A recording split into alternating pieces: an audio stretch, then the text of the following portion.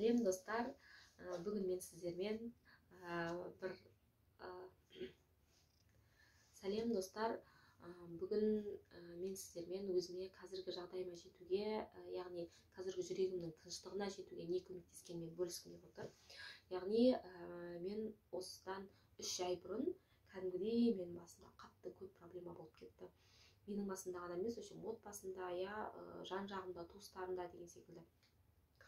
Вообще күнімен түнімен жылап, не істейтінімді білмей сондай болып кеттім. Еще оның алдында мысалы уже адам сондаймыз ғой, өткен шақта да бүйтіп ойлайсың, неге бәрі не получается, біз 2 рет бизнес аштық, екеуі де банкрот болды, что-то не так, что-то не получается, бірдеме істейміз, алдымызда ешқандай нәтиже жоқ, қанша нәрсені істеп жатыр, вроде істейміз, бәрін дұрыс істеп жатыр, бірақ нәтиже жоқ та, соңында бәрібір минустасың ше. Қанша нәрсе істейсің, қайттан қарайсың, әлі минустасың. В общем, сондай болып кетті өмірім. И мысалы баламен жүремін, мысалы бір балам, қазір 2 балам бар, Аллаға шүкір. Бір балам болғанның өзінде, мысалы кішкентай кезде жаңағы бауырларым келіп көмектеседі, одан кейін сабаққа барып келем, сосын баламен отырасың, баламен отырған кезде тәттілер істеп сатып жүрдім. Бәрін мысалы бос уақытың жоқ, кәдімгідей энергияңды жұмсап бәрін істеп жатсың, в итоге 0. Қарайсың ше, шынымен в итоге 0. 2 рет бизнес аштық, в итоге обратно 0. Ол 2 рет бизнес ашқанымыздан бөлек тағы да кішігірім несілер болған, оның бәрі вообще шынымен де 0 болып жатыр. И ойлайсың, почему все не так идет? Неге бұның бәрі минусқа кетіп жатыр? И мен осындан 3 ай бұрын примерно түсіндім. Маған былай айтқан кезде бір жақсы волнаға түстім.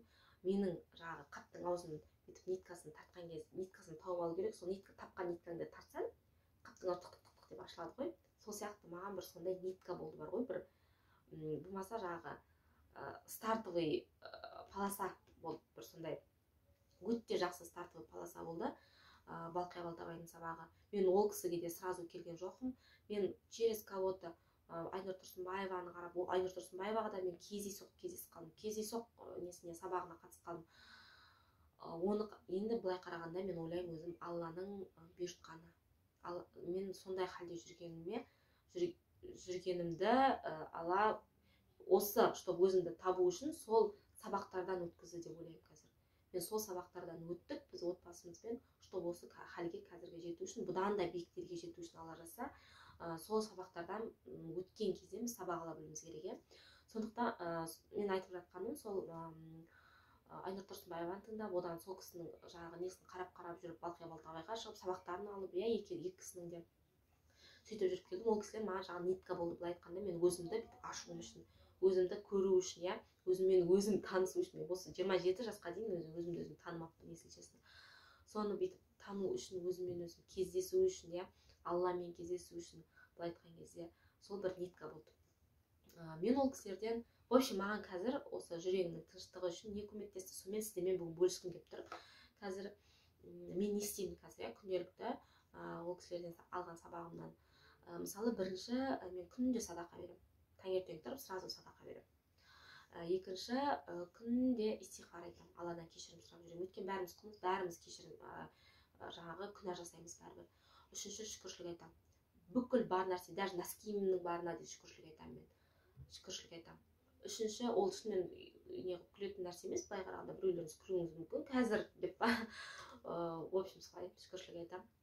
Төртінші, Мұхаммед саллаллаху пайғамбарымызға салауат айтам. Одан соң бесінші, жан жағымнан тек қана плюс іздеп жүрем, позитивный нәрселерді іздеп жүрем. Одан кейін минус көріп тұрсам, біреудің минусын көріп қалсам, сол көріп тұрған минусымнан плюс тауып алуға тырысам. Мысалы, одан кейін дұғаларды дұрыс жасауды үйрендім, қалай дұғаны дұрыс жасау керек. Одан кейін күнделікті тағы не бар, өзіме чистка жасадым, басында сол 3 ай бұрын басталған, жоқ, 2 ай бұрын басталды. 3 ай бұрын мен сол нитканы таптым өзімнен, сол 2 ай бұрын өзіме чистка жасадым. Чистка жасағандар шын айтайын ба, бүйтіп.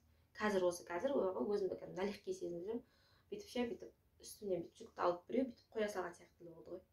Прям ішім деп қалдым ше. Қазір бар ғой, кәдімгі энергия бүкіл нәрсеге бүйтіп распределять етесің, бүкіл нәрсеге жетеді уже.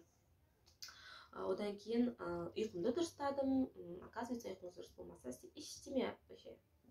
күні жұмыс істемей ақ қойыңыз, сіздің ниетіңіз дұрыс болмаса. Одан кейін уже армандарымды дұрыстап, алдыңа мақсатты, жоспарды уже дұрыс қоя білдім. Осының барлығы совокупность, где-то 10-12 ақ нәрсе бүйтіп. Қазір мен осы видеоны көріп отырып, тоқтап жазып алыңызшы. Где-то 10-15 ақ нәрсе күнделікті бүйтіп жай көшеде кетіп баратып істейсіздер кейбіреулерін, өміріңізді шынымен жеңілдетеді. Шынымен кәдімгідей бар ғой, миыңыздағы 1000 сан жұмысты бүйтіп алып тастайды. И 1000 сан ойды жеңілдеп қаласыз кәдімгідей. Істеп көріңіз мен айтқан нәрселерді. Мен сіздерге осы маған көмектескен нәрселер сіздерге де көмектеседі деген ойдамын. Егер түсінбесеңіздер, маған Instagram парақшаға өтіңіздер, түсіндіріп көруге тырысамын. Барлығымыз өмірімізді Алла айтқан екен, әр құлым өзі өзгермейінше мен оны өзгертпеймін деп. Сондықтан өзімізді танып, өзімізді жақсартуға тырысайық. Егер сіз өзіңіз жақсарсаңыз, сіздің айналаңыздағы адамдар да жақсарады. Сізді Алла жақсы адамдарға қарай беріп қояды. Мен білмеймін, енді Алла өзі аузыма салатын шығар, әйтеуір. Всегда айтатынмын, оказывается, дұрыс айтады екен деп, енді біліп жатырмын дұрыс айтады екен деп. Алла ниетіңе қарай береді.